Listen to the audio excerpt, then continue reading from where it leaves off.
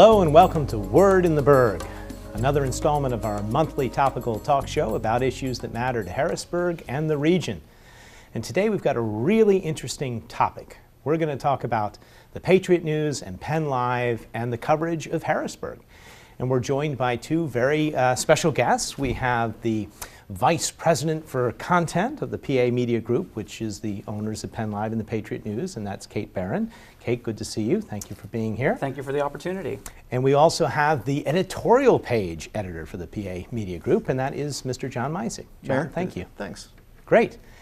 I think we should just start maybe very basically. I think there's a lot of mystery for our viewers and Harrisburg residents about sort of understanding what stories get covered and what's the process in determining how a story goes from concept to actual publication. And I think we could talk about both the reporting side and the editorial side separately. So why don't I start with you, Kate, and say, who makes the determinations on what stories end up getting covered by the PA Media Group? Well, in recent years, I would say reporters are now so much truly the owners of their own beats. Our City Hall reporter, she will scout out what's going on and make a lot of her own calls autonomously on what she wants to cover. She does get guidance from editors back in the newsroom, but for the most part, reporters are expected to learn their beats and really have a very wide knowledge of what's going on and report thusly. The interesting thing for us in PA Media Group is that in the last 2 years, since we transitioned into a truly digital-first newsroom, reporters are even given more license to be able to set their own agendas. Reporters, for the most part, do not work in the old classic musty newsroom with the typewriters clacking. They are literally out of the office. We want them out of the office and down on the job. Our reporters who cover Harrisburg, and we have quite a few, are expected to be in the city and not out at our new offices in Hampton Township. Same thing goes for people on the courts beat, people out in the suburbs on the municipal beats. People are responsible for what they cover according to what's going on. And I think that's the way it should be. It's much more up from the reporters as opposed to the crusty editor sitting there and dictating, go get that story. We really put a lot of trust and faith in a very good crew of reporters to set their agenda. So the reporters themselves can sort of pick a story that they want to cover. But what is the relationship between the reporter and their immediate editor? Because I imagine, like all formats, there are lots of stories competing for a relatively limited number of slots. Absolutely, and they sit down with their editor and say, hey, I've got four breaking stories on my docket. I can't get to all four of them today. Can I farm these out to somebody? Or let's talk about what priority they should have. And that's where they have a true conversation with their editors as to what they want to work on. For bigger projects, we have developed what we call the enterprise area of the newsroom, and we have an editor dedicated to the really long outtakes. We did a very long package on heroin abuse in the suburbs last year, which took 4 or 5 months to get through. And there, an editor really leads the coverage to make sure reporters have time to work on it. The same thing went for our South Allison Hill project, which actually took 9 months, and we had to do a lot of freeing up of schedules. So that's a lot of what editors are now responsible for, making sure that reporters have the time and the facility to be able to get out and cover things they want to cover. That's great. And before we talk about the editorial page, can we talk a little bit about the difference between what goes on Penn Live from a reporting standpoint and then what ends up in the actual printed version of the Patriot News? Absolutely. And how that determination is made? And this is what's so new in our kind of a newsroom. We really are trendsetters, I'd say, in the news media as far as this goes because of the digital first push. I could go on and on about our decision to cut to 3 days a week in print, but part of that was really driven by the need for reporters to focus on digital, on our online presence, which is growing in leaps and bounds. We're now up to over 1 million page views a day, which translates to probably about an audience of 300,000 people daily, much bigger than the reach of the paper ever was. But what we really like to do is get the reporter out there, covering their beat, their breaking news, have them post immediately to Penn Live. Try not to wait because people want their news as fast as possible. No more sitting on a story for a couple hours. We really want to get it up on the website when possible. In fact, we cover a lot of things live, as you well know, and we did a chat with you a few weeks ago. Reporters put that up on Penn Live. I would say we probably have 3 times the amount of content on Penn Live that we're able to get in the physical paper. for very understandable reasons, our limits in newsprint. The editors over at the paper choose what they see on Penn Live as what they think makes for good reading in the paper, and then they decide what's going to go on the front page and what's going into the sections. It's a lot more difficult than the days when, and I know because I did this myself for quite a long time, when a managing editor would gather everyone together at a news meeting and decide, okay, what are the big stories of the day? Let's talk about them and let's decide what goes on A1. Now it's so much more of a really having to be very familiar with what's on Penn Live throughout the day, not just once a day for the paper. But we do have two very separate operations. We have the newsroom managers in charge of the reporters who only really concern themselves with Penn Live, with the website, and then we have another team over at our publications hub across the street from us out at the plant. They operate very separately, actually. And is there a different philosophy in terms of a story which is more appropriate for Penn Live and a story which is more appropriate for print? How is that decision balanced? The issue that we've had to deal with for the last 2 years since we've gone digital first and cut back to 3 days a week, and I often say this, it is so much harder to edit a 3-day-a-week paper than it was to edit a daily paper. So much harder, because we really, in effect, pushed our readers who wanted daily breaking news to our website on the days when we didn't publish. You know, we don't publish on Mondays, on Wednesdays, on Fridays, on Saturdays. They didn't want to wait for the paper to catch up on everything, so they went to Penn Live. We saw our audience on Penn Live explode in the last 2 years.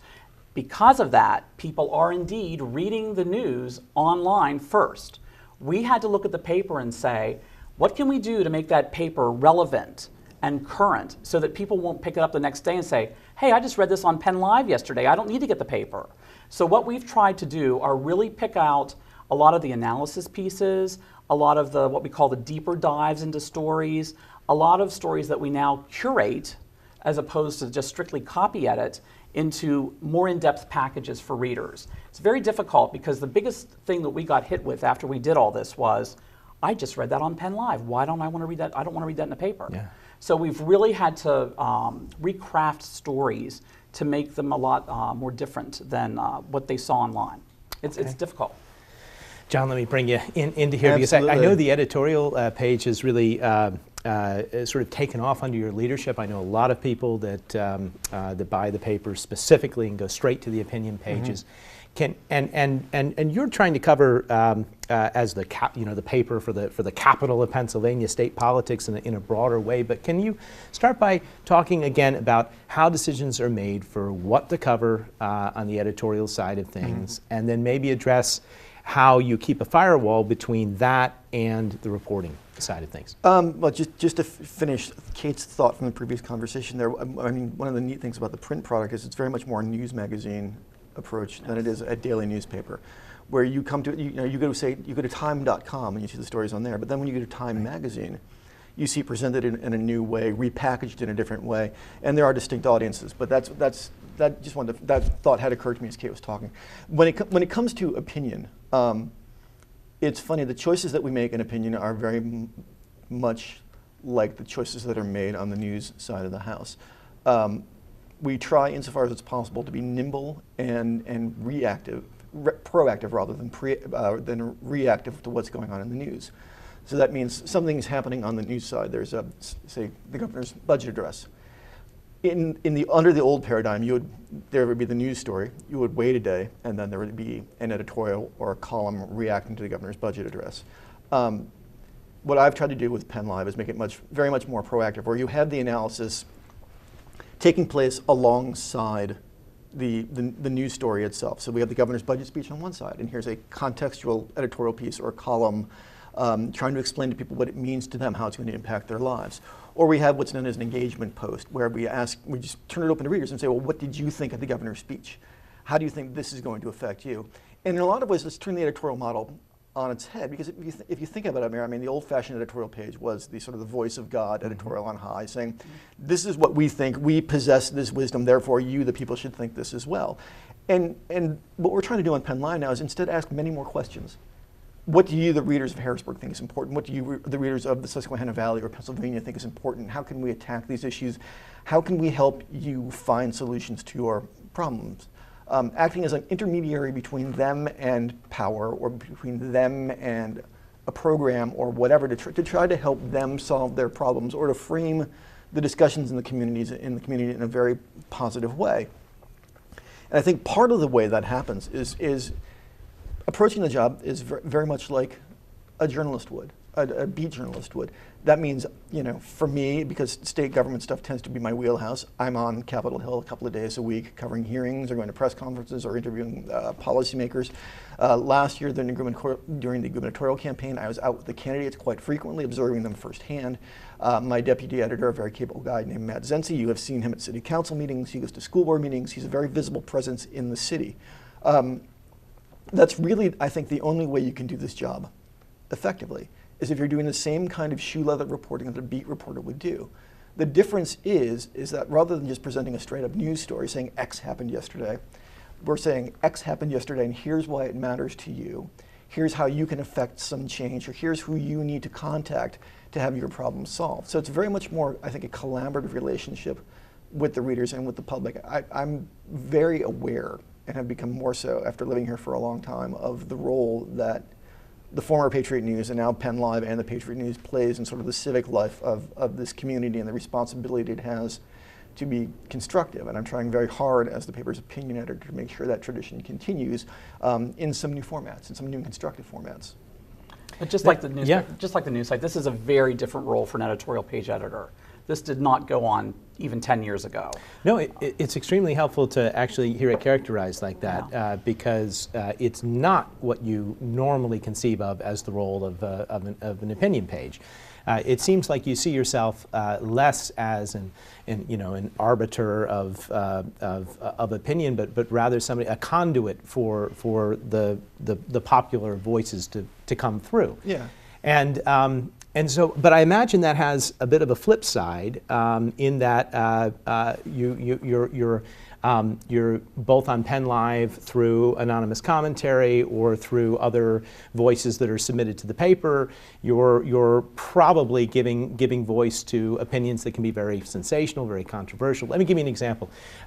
You just published a letter to the editor last week comparing gay marriage to bigamy and polygamy and a variety of other things. And I wondered, did you make that choice then in the context of, well, this is an opinion that's out there and we're reflecting the larger public voice? Or did you have any second thoughts about allowing that opinion to play so prominently among your commentators and sort of color the opinion page as a whole? Well, let me answer that in two parts. We have tried to expand the number of community voices and the range and diversity of community voices that are on the page.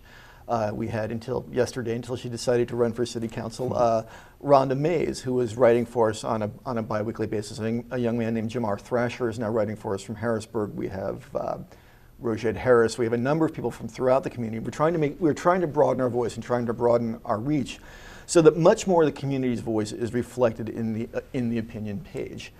So I think that's a bit of a change from what's gone on previously. To your question about this letter writer from Mechanicsburg, there are, quite frankly, there is quite frankly a segment of this community, the broader central Pennsylvania community, who believes that to be the case, that same-sex unions are a wrong thing, an offense against morality and religion. And I think we have, to a certain extent, a responsibility to make sure that voice is still represented. But what I think was important about that was that when we published that letter, there were 300-something comments that were attached to it. And what it actually sparked was a very active and very constructive debate. And you had quite some number of people, 100 or so, shouting down this man saying that you're wrong. So to the extent that it encourages a dialogue in the community, and we can sort of facilitate that and get that out of the way, while, mind, being aware of our responsibility to not indulge naked hate speech, but to make room for voices that may not be popular, but have a point that can be made. It's an exceedingly difficult balancing act, and it's one that I take very seriously. Matt and I worked in close concert on that. We brought Kate into the discussion as well as to how to best frame this issue.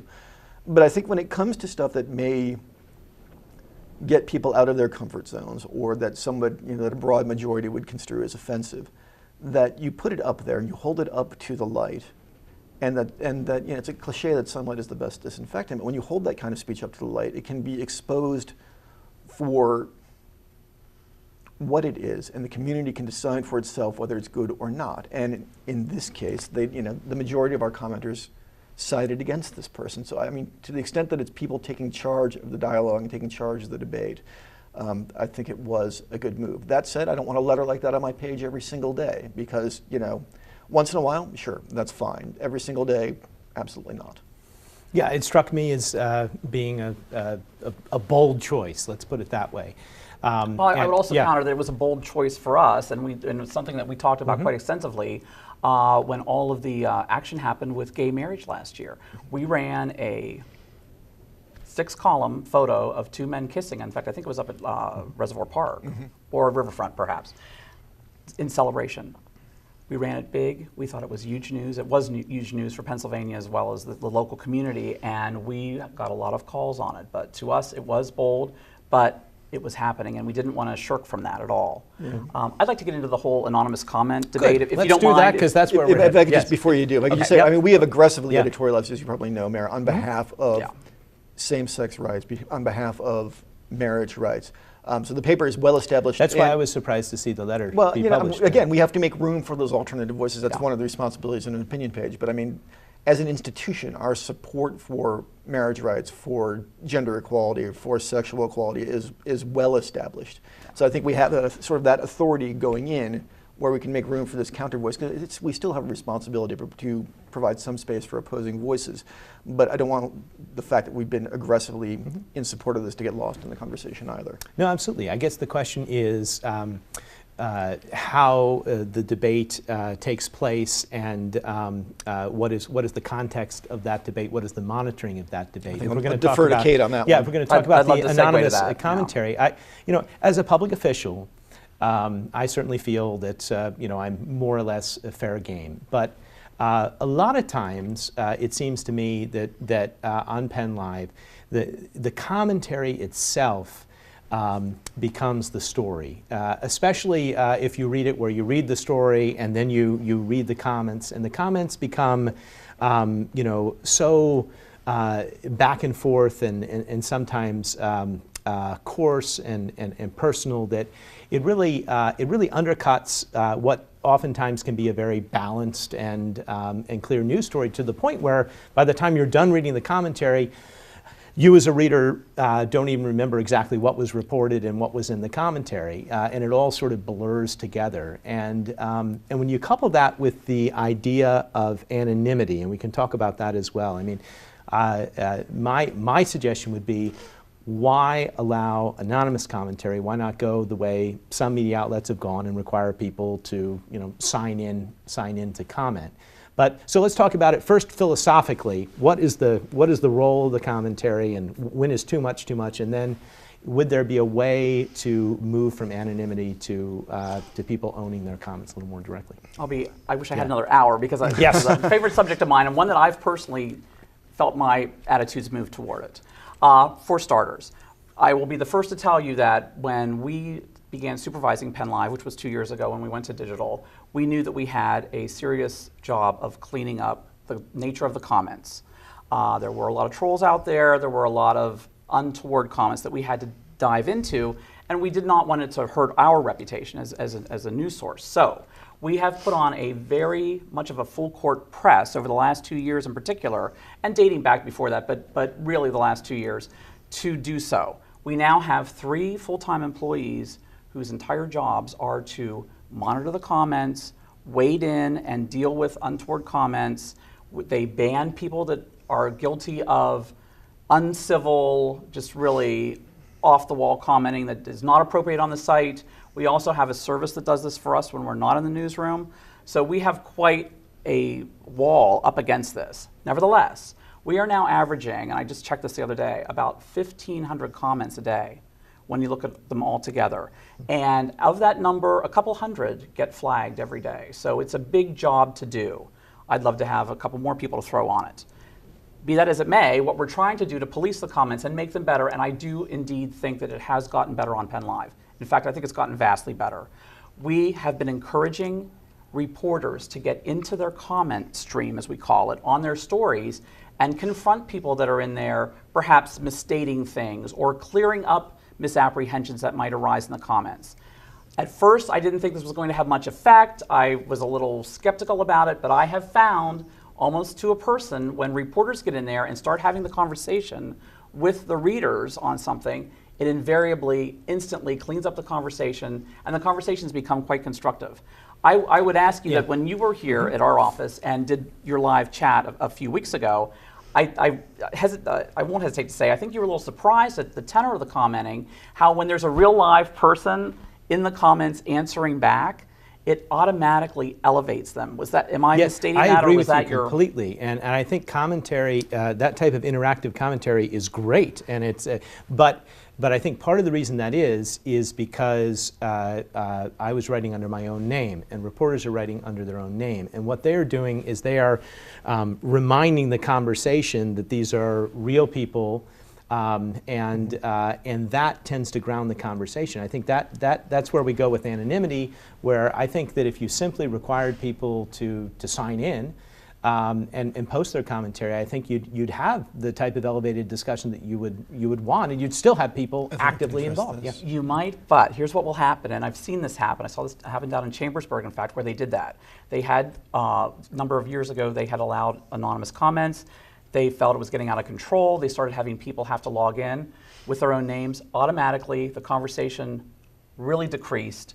And what happened, and I've seen this happen elsewhere, when you insist that people use their own names in the comments, in addition to cutting drastically into the number of comments that you get and the tenor of the conversation, the people who, I would say the status quo, the empowered, the people that don't have to worry about espousing their political views or business views or whatever under their own names because they feel, I won't say entitled, but I will say they feel empowered to do that, will stay in and will comment.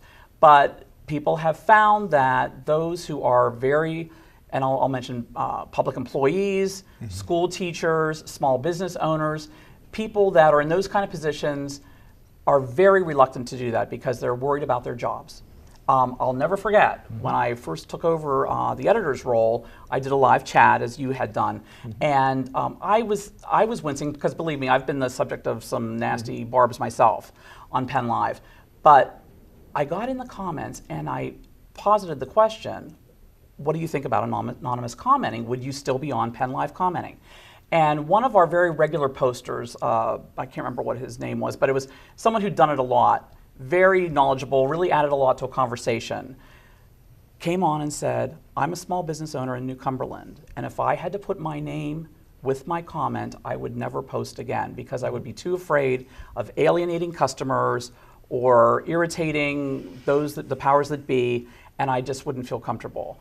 They have found that to be true with,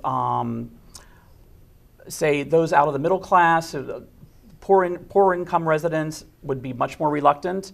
People who are not quite as confident that they could weather the strain of criticism from employers or from other people. And that kind of swayed me when I've heard from that person. And I think that's really true. The other comment we often get, and it's related to what you're saying, is often people will say, why don't you have people sign in under Facebook where they have to put their own names? Well, if you haven't, I'm sure you have, if you look at Facebook lately, there are a lot of incredibly nasty comments. In fact, we had a recent incident where we thought that the comments on our Facebook page should have been monitored more closely than what we were doing on Penn Live. So it is that issue. It's easy for also for people to fake email addresses and to fake Facebook profiles. I mean, the conversations that are allegedly under people's own names on our Penn Live Facebook page can be just as vituperative, or even more so than some of those that take place. Let me ask this: is there a difference in how comments are edited on the editorial side of things versus on the reporting side of things, or is it more? I'm going to clear up a misconception. I haven't any control over removing comments. So it's the same. That rests entirely with our community engagement staff. That rests entirely with the independent monitoring service. That's something I've had to explain to, in fact, to our commenters a number of times. They'll say, "Well, Mysek, you don't agree with me, so therefore you took my comment down." And I say, "Well, in point of fact, I couldn't do that even if I wanted to, because it rests entirely with our community engagement staff. It rests Although you could flag it, I as can't- anybody could, you can, for their yeah, attention. I mean, you can flag. I mean, if something is completely off the reservation and it's Yeah. clearly racist or clearly is hate speech or violates our community standards, you can flag it and say this is potentially damaging comment. But I don't actually have the power to remove a comment.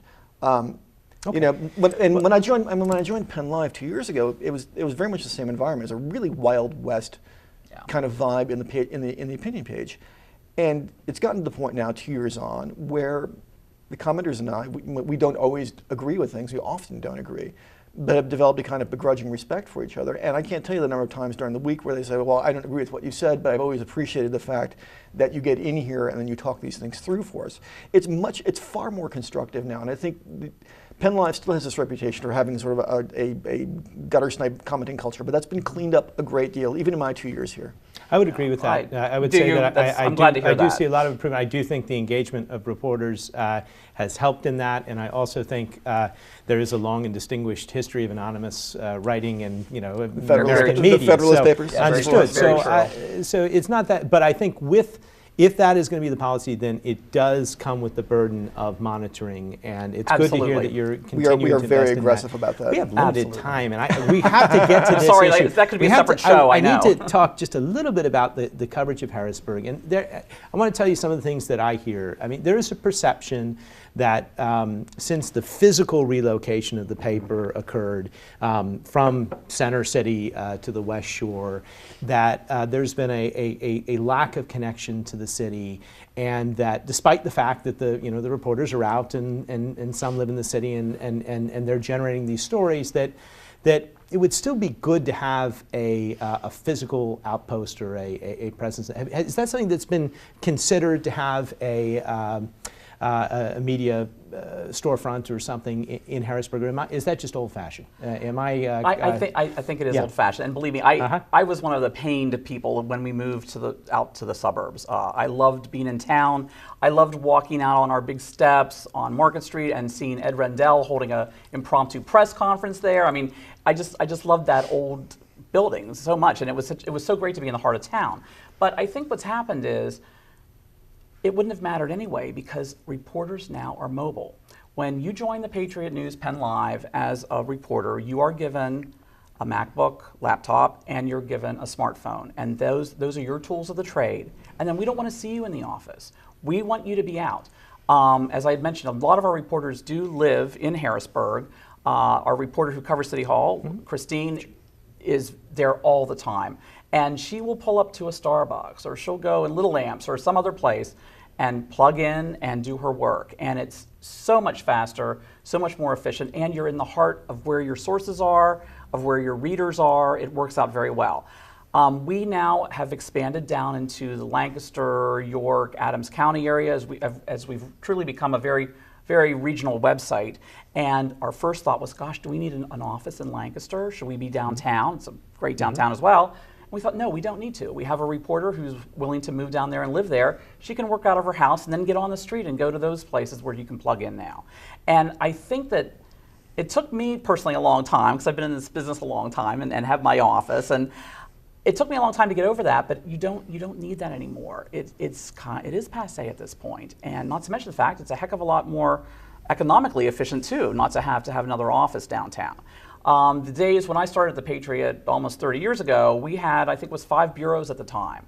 And one by one, as we constricted into the immediate environs of Harrisburg, we pulled back on that. But now that we're branching back out again with Penn Live and the amazing reach that it has, we don't need to find those storefronts anymore. We can just let the reporters run and take it from there. So I think, although gosh knows, for branding purposes, I'd love to have something across from the Capitol. I dream of having an office right beside Sammy's or something. We're just going to have to make sure that our people are down there enough. And I would add, I'll put this plug in, we now have a big group of people covering the city. I really feel that the economical and cultural health of this entire region rests on Harrisburg. And we feel that there's such an investment in it that even though the bulk of our subscribers, I would add, are out in the suburbs and beyond, we are very committed to Harrisburg. And I think I can address that part. I mean, you are well aware of our Harrisburg Next project that's been going on for the last year. I've lived here for 16 years. I was a state capitol reporter for a number of years, worked in the city. I run along the Susquehanna River 3 times a week, take my kid to the baseball game. She goes to, we go to stuff here in town all the time.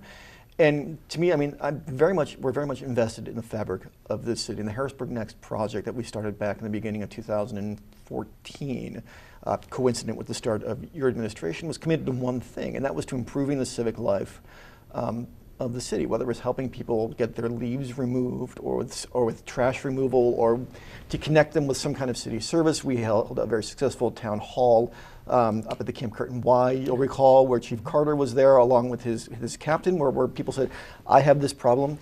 He directed them to their captain, and then they got direct satisfaction from city police officials right then and there. We're in the midst now of planning a career fair on April the 18th with the Reverend Darnell Montgomery at Bethany AME in Allison Hill, where we're going to try to take this to its next level, to connect people in the community with employment, with education, with the kind of services we need. And I think we know that the city's committed to being there too. Yes. So Absolutely. thank you for that. Yeah, and this goes again to the mission of the opinion page I was talking to you about at the beginning of this, where we are serving as a conduit between the people and power, between the people and services that they need or the problems that they need to have solved.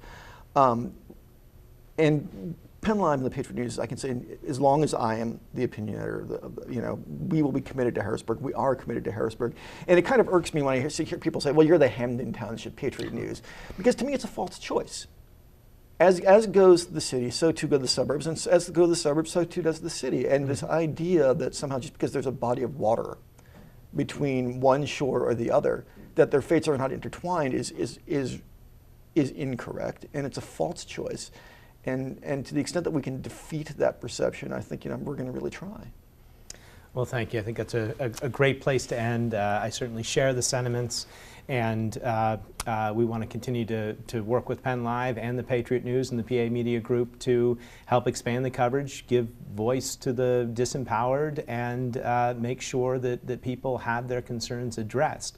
So I think it's been a great conversation. I know we are working together to hopefully find a new use for the former Patriot News building, which is right in the heart of our downtown center district, and it's something that something that I've recently toured. It's a wonderful building. It's something that we're going to try and help market together, find a new use for.